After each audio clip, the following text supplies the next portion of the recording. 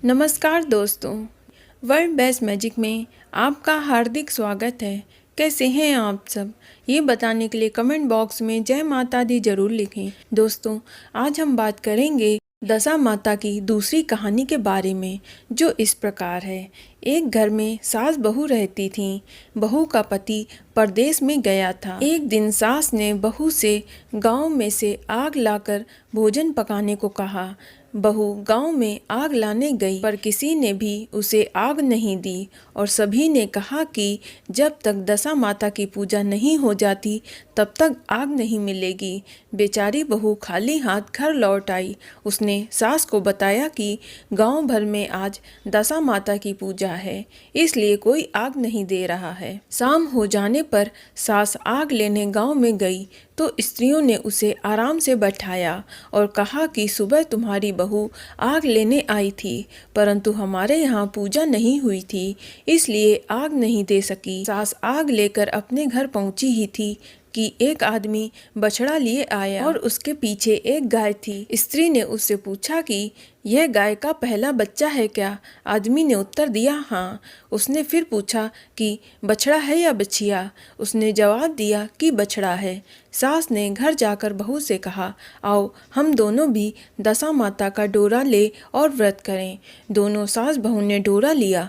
सवेरे से व्रत आरंभ किया। 9 व्रत पूरे हो जाने के बाद 10वें दिन डोरे की पूजा की। सास बहू दोनों ने मिलकर गोल गोल 10-10 अर्थात कुल 20 फेरे बनाए। 21वां बड़ा फेरा गाय को दिया। पूजन समाप्त होने पर सास बहू दोनों पारण करने बैठी। उसी समय बहू के बेटे ने परदेश से लौटकर दरवाजे पर आवाज लगाई। आवाज सुनकर माँ ने मन में सोचा कि क्या हुआ, थोड़ी देर बेटा दरवाजे पर ही खड़ा रह जाएगा, मैं पारण करने के बाद दरवाजा खोलूंगी। इधर बहू ने आवाज सुनी तो उससे रुका नहीं गया। अपनी थाली का अन्न इधर उधर करके झट से पानी पीकर उठकर खड़ी हो गई। उसने जाकर दरवाजा खोला। पति ने उससे पूछा कि अम्मा कहाँ हैं? बहू ने उत्तर दिया कि वह तो अभी पारण कर रही हैं। तब पति बोला, मैं तुम्हारे हाथ का जल भी नहीं पीऊंगा, क्योंकि मैं 12 वर्ष से घर आया हूँ। इतने दिनों न जाने तुम किस प्रकार रही होंगी। अम्मा आएंगी, वह जल लाएंगी, तभी जल पीऊंगा। यह सुन स्त्री चुपचाप बैठ गई। इतने में उसकी अम्मा पारण कर अपनी थाली धोकर पी चुकी थीं। तब तक वह लड़के के पास आई। लड़के ने माँ के पैर छुए। अम्मा उसे आशीर्वाद देकर बेटे को घर में ले आईं। माता ने थाली परोस कर रखी। बेटा भोजन करने लगा। उसने हाथ में पहला ग्रास लिया था कि फेरे के वे टुकड़े जो बहू ने अपनी थाली में फेंक दिए थे अपने आप बेटे के सामने आने लगे। बेटे ने माँ से पूछा, ये सब क्या हो रहा है? माँ बोली, मैं क्या जानूँ बेटा, बहू जाने। यह सुनकर बेटा आग बबूला होकर बोला, ऐसी बहू मेरे किस काम की, जिसके चरित्र की तुम साक्षी नहीं हो, उसको मैं घर में नहीं रख सकता। इसे अभी घर से निकालो। अगर यह घर में रहेगी तो मैं घर में नहीं रहूँगा। माँ ने बेटे को व्रत का पारण का सब हाल बताकर इस तरह से समझाया, परंतु वह मानने को तैयार नहीं हुआ। वह यही कहता रहा कि इसे घर से बाहर करो, वरना मैं नहीं रहूँगा। माँ ने सोचा कि बहू को थोड़ी देर के लिए बाहर कर देते हैं, जब लड़के का गुस्सा उतर जाएगा तो बहू को बुला लूँगी। बुढ़िया ने बहू से कहा, देहरी के बाहर जाकर पेड़ के नीचे थोड़ी देर खड़ी हो जा। जब बहू पेड़ के नीचे खड़ी हुई तो पेड़ बोला, मुझसे हटकर खड़ी हो, मैं दशा माता के विरोधी को छाया नहीं दे सकता। इस पर वह वहां से चलकर घड़ौची के पास गई। घड़ौची बोली कि मुझसे हटकर खड़ी हो, मुझ पर इतना भार घड़ों का नहीं है जितना तेरा है। वह यहाँ से हटकर घूरे पे खड़ी हो गई। तब घूरे का ढेर बोला, मुझ पर इतना भार कूड़े का नहीं है जितना तेरा है, चल यहाँ से हटकर कहीं और खड़ी हो जा। इस प्रकार उसे कहीं भी खड़ा होने की जगह नहीं मिली। वह अपने मन में बहुत दुखी हुई। वह जंगल में चली गई। जंगल में भूखी प्यासी घूमती फिरती एक सूखे कुएं में गिर पड़ी। वह उसमें गिरी, परंतु उसे चोट नहीं आई। वह नीचे बैठ गई। अचानक राजा नल वहां शिकार खेलते खेलते वहां पहुंच गए। उनके साथी बिछुड़ गए थे। वह प्यास के कारण उसी कुएं पर आए जिसमें वह स्त्री बैठी थी। राजा नल के भाई ने कुएं में पानी के लिए लोटा डाला तो उस स्त्री ने लोटे को पकड़ लिया और भाई ने नल से कहा कि इस कुएं में किसी ने लोटा पकड़ लिया है। तब राजा नल ने कुएं में आकर कहा कि तुम यदि पुरुष हो तो मेरे धर्म के भाई हो, यदि तुम स्त्री हो तो मेरी धर्म की बहन हो। तुम जो भी हो बोलो, मैं तुम्हें बाहर निकाल लूँगा। स्त्री ने आवाज़ दी। राजा ने उसे बाहर निकाल लिया तथा हाथी पर बैठाकर राजधानी ले आए। महाराज को शिकार से लौटकर महल की ओर आते देखकर सबने महारानी को महाराजा के आने की सूचना दी। सेवकों ने एक स्त्री को हाथी पर बैठा देखकर रानी को बताया कि महाराज एक और नई रानी अपने साथ ले आए हैं। यह जानकर रानी बड़ी दुखी हुई। इतने में महाराज वहां पहुंचे। रानी ने हाथ जोड़कर विनती की, महाराज मुझसे ऐसी क्या गलती हुई जो मेरे रहते आपने दूसरा विवाह कर लिया। राजा नल ने हंसकर उत्तर दिया, वह तुम्हारी सौत नहीं ननद है, मेरी धर्म की बहन है। तुम्हें उसके साथ अपनी सगी ननद की तरह बर्ताव करना चाहिए। यह सुनते ही महारानी का मुख प्रसन्नता से कमल की भांति खिल गया।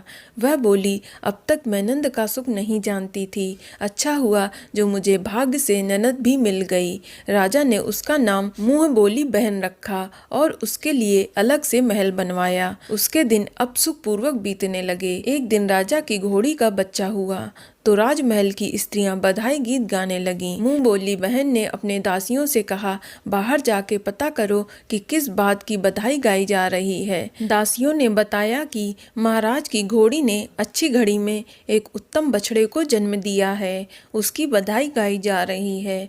मुंह बोली बहन ने पूछा, क्या घोड़ी ने पहली बार जन्म दिया है? दासियों ने उत्तर दिया, हाँ।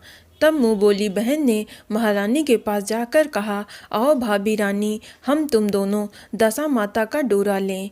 रानी ने पूछा, डोरा क्या चीज़ है, मुझे समझाओ। वह बोली, दशा माता के व्रत का यह नियम है कि पहले पहल जब गाय या घोड़ी या स्त्री के प्रसव की खबर सुने तब डोरा लेकर व्रत आरंभ करते हैं। 9 व्रत करने के बाद 10वें दिन डोरे का पूजन करके विसर्जित करते हैं। इसी के साथ उसने पारण का नियम भी बताया। तब महारानी बोली, तुम्हारा व्रत तुमको फले, मैं पूड़ी और दूध की खीर खाने वाली रानी हूँ। महारानी भला गोले की पपड़ी खाकर कैसे रह सकती है? ऐसा खाना खाए मेरे दुश्मन। वह बोली, भाभी मुझे जो कह लो, परंतु व्रत के संबंध में कुछ मत कहो। मैं इसी व्रत के उल्लंघन के कारण मारी मारी फिरती आपके देश में आ गई हूँ। महारानी ने उदासीनता के साथ कहा, मुझे क्या पड़ी है, तुम्हें जो अच्छा लगे वह करो, मैं मना नहीं करूँगी। मुँह बोली बहन ने श्रद्धापूर्वक डोरा लिया। 9 दिन का व्रत करते हुए 10वें दिन विधि पूर्वक पूजन किया। गोला फरा बनाए और संध्या काल को पारण करने बैठी। उसी समय उसके पति को अचानक कुछ प्रेरणा सी हुई और वह अपनी माता से आज्ञा लेकर अपनी पत्नी को ढूंढने चल दिया। घूमता फिरता वह राजा नल की राजधानी में पहुंच गया और अपनी स्त्री का पता लगाने लगा। उसने एक कुएं पर कुछ औरतों को बात करते देखा। वह कह रही थी कि राजा की मुँह बोली बहन बहुत ही सुंदर स्त्री है, आजकल उसी का कहा हुआ सब कुछ होता है। दूसरी स्त्री बोली, वह सुंदर होने के साथ साथ धर्मता भी है, जब से आई है तब से उसने सदा व्रत खोल रखा है, उसके दरवाजे से कोई भी व्यक्ति खाली हाथ नहीं जाता है। तीसरी स्त्री बोली, वह जैसी धर्मता है वैसी सदाचारणी भी है। चौथी स्त्री बोली, वह सदाचारणी और सर्वप्रिय भी है, सारी प्रजा उससे खुश है।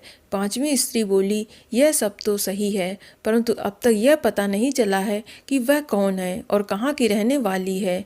उन औरतों की बात सुनकर वह साधु के भेष में राजा नल की मुँह बोली बहन के महल के द्वार पर जा पहुँचा।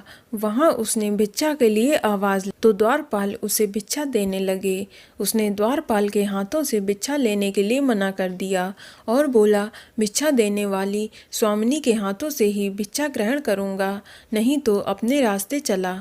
तब द्वारपाल ने उससे कहा, इस समय वह दशा माता का व्रत करके पारण कर रही हैं, पारण समाप्त होने के बाद ही वह तुमको भिक्षा दे सकती हैं, तब तक तुम्हें इंतजार करना होगा। वह चुपचाप बैठकर इंतजार करने लगा। पारण कर लेने के बाद वह मुट्ठी भर मोती लेकर आईं, परंतु सामने अपने पति को पल्ला फैलाए देखकर वह मुस्कुराईं और लौट गईं। दोनों ने एक दूसरे को पहचान लिया था। महारानी ने मुंह बोली ननद को मुस्कुराते देखकर कहा, जब से तुम आई हो आज तक मैंने तुम्हें मुस्कुराते नहीं देखा है। आज इस साधु को देखकर हंसने का क्या कारण है? मुंह बोली बहन ने उत्तर दिया कि वह साधु हमारे घर का है। रानी ने पूछा, तब वह ऐसे क्यों आया है? उसने कहा, वह अभी मेरा पता लगाने आया है। महारानी ने राजा नल से कहा, तुम्हारी मुंहबोली बहन के घर के लोग आए हैं। राजा ने कहा, उनसे कह दो कि अभी यहाँ से घर जाकर वहाँ से हमारी हैसियत से आएं, तब मैं अपनी बहन की विदाई करूँगा।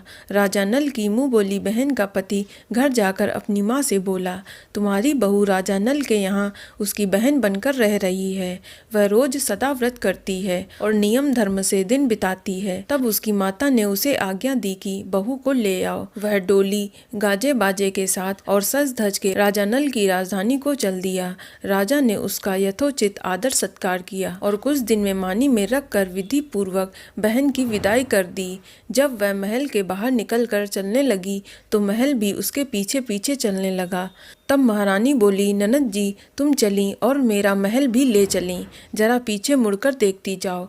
ज्यों ही उसने मुड़कर पीछे देखा तो राजा का संपूर्ण राजस्वी वैभव अचानक लुप्त हो गया। राजा की मुंह बोली बहन तो अपने पति के साथ आनंद से रहने लगी, परंतु राजा नल व रानी का यह हाल हो गया कि वे दोनों कमरी कथरी ओढ़े फिरने लगे। उनके भोजनालय में पत्ते खड़खड़ाने लगे। राजा नल ने रानी से कहा, अब हमें यहाँ से कहीं दूसरी जगह चले जाना चाहिए। रानी पतिव्रता स्त्री थी, उसने राजा की आज्ञा मान ली। चलते चलते वे एक गांव में पहुँचे। वहाँ पर बेरी के पेड़ पर बेर लगे हुए थे। राजा रानी दोनों भूखे थे।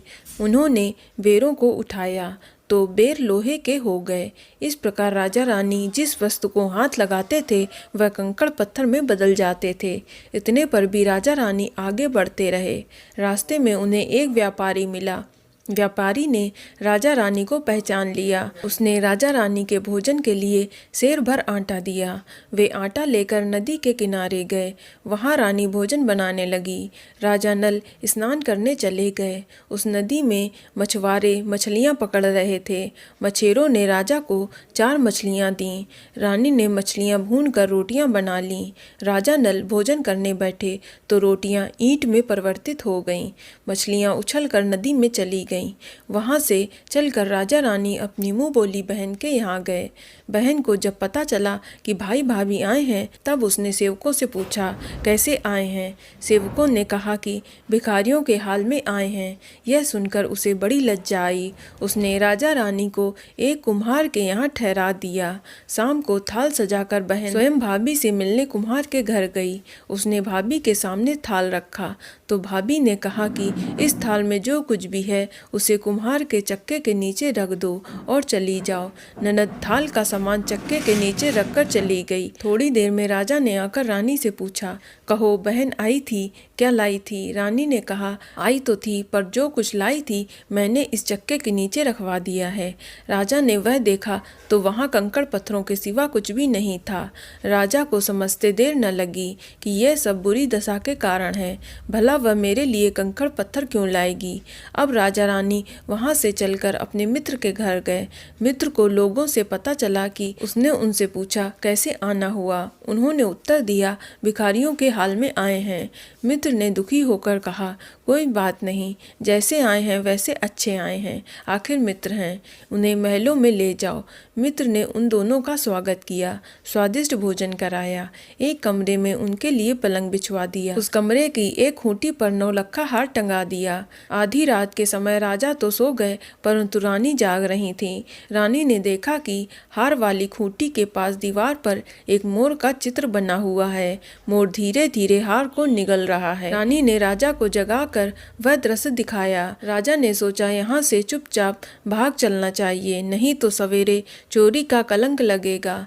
तब मित्र को क्या मुख दिखाएंगे। बेचारे राजा रानी वहां से उठकर जंगल की तरफ चले गए। दोनों चलते चलते एक दूसरे राजा की राजधानी पहुंच गए। वहां अतिथि और भिखारियों को सदाव्रत दिया जाता था। वे दोनों भी सदाव्रत लेने गए, परंतु उस समय सदाव्रत बंद हो चुका था। वहां के अधिकारियों ने कहा, यह लोग न जाने कहां से अभागे आए हैं कि इन्हें देने के लिए कुछ भी नहीं बचा है, फिर भी इन्हें एक मुट्ठी चने दे देते हैं। उन्होंने इस प्रकार से अनादर और कड़वी बातें सहित दान लेना अस्वीकार कर दिया। वे दानाक्ष की निंदा करते हुए बोले कि ऐसी कंजूसी है तो सदाव्रत देने का नाम ही क्यों करता है। दान अध्यक्ष बोला, यह तो बड़ा घमंडी भिक्षुक लगता है, भीख भी मांगता है और गाली भी देता है। इनको हवालात में डाल दो। इस प्रकार दोनों को एक कोठरी में बंद कर दिया गया। एक एक मुट्ठी चने दोनों को खाने के लिए मिले। जिस कोठरी में राजा रानी बंद किए गए थे उसी के पास आम रास्ता था। एक जमादारनी राजा की घुड़साल साफ कर रही थी और उसी रास्ते से निकली। एक दिन वह बहुत देर से निकली। रानी उससे पूछने लगी कि आज तुम्हें इतनी देर कैसे हो गई। वह बोली कि आज राजा की घोड़ी के बछड़ा हुआ था, उसकी टहल में देर हो गई। रानी ने पूछा कि घोड़ी का पहला प्रसव है क्या। जमादारनी ने बताया, पहली बार। रानी ने फिर पूछा, बछड़ा है या बछड़ी। जमादारनी ने बताया, बहुत अच्छा बछड़ा हुआ है। यह सुनकर रानी ने राजा से कहा, एक बार मैंने तुम्हारी मुंह बोली बहन के डोरे का अनादर किया था, उसी दिन से हमारी दशा बदल गई। आज मैं दशा माता का डोरा लेना चाहती हूँ। राजा ने कहा, परंतु यह पूजा की सामग्री कहाँ से आएगी, उसके नियम धर्म का पालन कैसे होगा। रानी ने उत्तर दिया कि दशा माता सब कुछ करेंगी, मैं तो उन्हीं का नाम लेकर डोरा लेती हूँ, फिर जो होगा देखा जाएगा। रानी ने 9 तार राजा की पगड़ी से और 1 तार अपने आंचल से लेकर अपना डोरा तैयार कर लिया और वह समय से व्रत करने लगी। थोड़ी देर में वहां का राजा अपनी घोड़ी को देखने के लिए उसी रास्ते से निकला। राजा ने दंपत्ति को देखा। कोठरी में बंद देखकर पूछा कि वे लोग कौन हैं और इनका अपराध क्या है। पहरेदारों ने कहा, ये लोग भिक्षा लेने आए थे और ये आपको आशीर्वाद देने के बदले गालियां देते थे। इसी कारण दान अध्यक्ष ने इन लोगों को कैद में डाल दिया है। राजा ने कहा, यह तो इनका कोई अपराध नहीं हुआ, इनको मनवांछित भिक्षा नहीं मिली होगी, इसलिए ये गालियां देने लगे होंगे। इनको संतुष्ट करना चाहिए था, ना कि कैद में डाल देना चाहिए। इनको अभी रिहा करो। राजा की आज्ञा से उसी समय दोनों को कोठरी से बाहर निकाला गया। राजा उनके पांव के पद्म और माथे पर चंद्रमा देखकर पहचान गया कि यह तो राजा नल और रानी दमयंती हैं। इस पर उसने दोनों हाथों से हाथ जोड़कर क्षमा याचना मांगी और हाथी पर बैठाकर अपने महल ले गए। कुछ दिन तक राजा के यहाँ रहकर उन दोनों ने पूरे राजसी ठाट के साथ अपनी राजधानी की ओर प्रस्थान किया। रास्ते में वे पहले अपने मित्र के यहाँ गए। मित्र ने राजा नल की आने की खबर सुनकर लोगों से पूछा, मित्र आए हैं तो कैसे आए हैं। लोगों ने कहा, अब की बार वह राजसी ठाट बाट के साथ हाथी घोड़े के साथ आए हैं। मित्र ने कहा, अच्छी बात है, आने दो। मेरे लिए तो वह जैसे तब थे वैसे ही अब हैं। आखिरकार वो मेरे मित्र हैं। राजा रानी मित्र के महल में गए। मित्र ने उनको आदर सत्कार के साथ उसी स्थान पर ठहराया जिस स्थान पर पहले ठहराया था। आधी रात के समय जब राजा सो रहे थे तब रानी पैर दबा रही थीं। तब रानी ने देखा कि मोर का चित्र जो पहले हार को निगल गया था वह उस हार को उगल रहा है। रानी ने राजा को जगाकर यह दृश्य दिखाया। राजा नल ने अपने मित्र को बुलाकर दिखाया। मित्र बोला कि मैंने तब भी तुमको चोर नहीं समझा था और ना ही अब समझता हूँ। यह दृश्य तुम्हारी बुरी दशा का फल है। आप निश्चिंत रहिए, मेरे मन में कोई भी मैल नहीं है। मित्र के यहाँ से चलकर राजा रानी अपनी मुँह बोली बहन के यहाँ गए। उसने सुना राजा भैया आए हैं तो उसने लोगों से पूछा कि कैसे आ रहे हैं। लोगों ने बताया जिस प्रकार राजा को आना चाहिए उसी प्रकार से आ रहे हैं। उसने कहा, उनको मेरे महल में ले आओ। जब राजा नल का हाथी बहन के महल की ओर बढ़ा तब रानी ने कहा, आप अपनी बहन के घर जाइए, मैं तो उसी कुम्हार के घर रहूंगी जिसमें पहले ठहरी थी। राजा ने कहा, जिस कारण इतने दुख उठाए तुम फिर उससे झगड़ा मोल लेना चाहती हो, यह तुम अच्छा नहीं कर रही हो। परंतु रानी मानी नहीं, वह कुम्हार के घर जाकर ठहरी। राजा बहन के घर चले गए। शाम को राजा की बहन भाभी के लिए थाल सजाकर कुम्हार के यहाँ आई। उसने भाभी के सामने थाल रख दिया। भाभी सोने चांदी के गहने उतार उतार कर रखने लगी और कहने लगी, खाओ मेरे सोने चांदी के गहने खाओ, हम भूखे नंगे क्या खाएंगे। यह उलाहना सुनकर ननद बोली, यह उलाहना किसे देती हो? मुझसे उस समय जो कुछ हो सका वो उस समय लाई थी, वही अब भी लाई हूँ। विश्वास ना हो तो चक्के के नीचे अब भी देख लो। सचमुच चक्के के नीचे देखा तो वहाँ पर माणिक मोतियों का ढेर लगा था। रानी यह सब देखकर सन्न रह गई। वह बोली, ननद जी तुम्हारा कोई दोष नहीं है, यह तो हमारी बुरी दशा का परिणाम था। रानी ने ननद का लाया हुआ सामान तथा उसने अपनी तरफ से कुछ और जवाहरात मिलाकर ननद को वापस कर दिए, परंतु ननद को पूजा का न्योता देना भूल गई। वहां से चलकर राजा सूरा गाय के पास आए। गाय ने सेना सहित राजा को भर पेट दूध पिलाया।